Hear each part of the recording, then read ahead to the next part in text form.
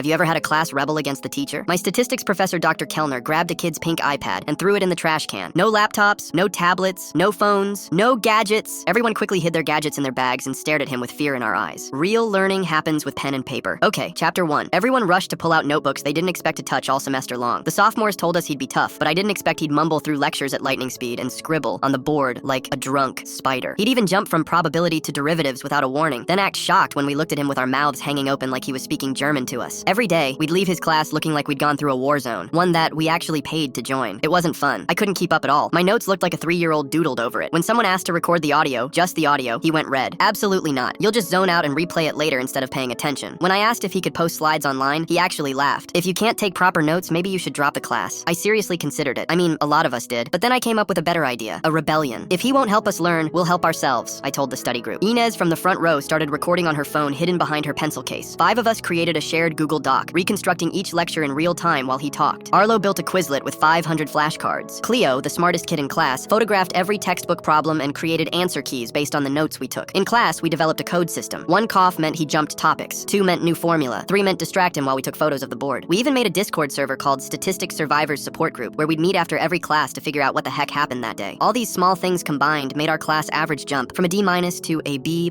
in 3 weeks. Even Dr. Kellner was baffled. By now, most of his students dropped his class, and here we were thriving unlike anything he'd seen before. How did this happen? The entire class answered in perfect unison. We studied really hard with pen and paper. He bought it completely. At the department meeting, we heard him bragging about his teaching methods. See what happens when this generation finally puts their phones down? Magic happens. Traditional methods never fail. But then COVID hit and everything went online overnight. Dr. Kellner completely shut down with problem after problem. He didn't understand how to navigate Canvas, got kicked out of his own Zoom lecture, shared his Amazon cart instead of notes, and at some point, he just gave up and canceled class for the day. And while some students celebrated this victory against him, I felt bad. I mean, he was old, strict, too traditional, but deep down I really felt like he meant well. I mean, his eyes always lit up when he talked about non-parametric tools. He just needed to learn how to teach our generation with our technology. So I offered to help, and at first, he rejected it. I've been teaching for 30 years, he replied. I'll figure it out. But when he had to cancel a second class over technical difficulties, he finally put his pride to the side and sent me an email. Please, I have no idea what I'm doing anymore. Can you help? That weekend, we stayed on a Zoom call with the entire class, helping him navigate through Canvas, utilize Kahoot for modern class activities, and even added him to our Discord server. He was shocked beyond belief. These applications helped you pass my exams? I grinned, showing him how the Discord even had auto-transcription bots and channels with pinned resources organized by topics. This is incredible. But wait, if everything's recorded, won't students just become passive? Test us, I said. He threw a complex problem at the class. Margot explained it using concepts from 3 different lectures, pulling up exact timestamps. Here's where you explained conditional probability, and here's where you connected it to Bayes' theorem. He chuckled happily like a lovable grandpa. Since then, Kellner has run the class through Discord.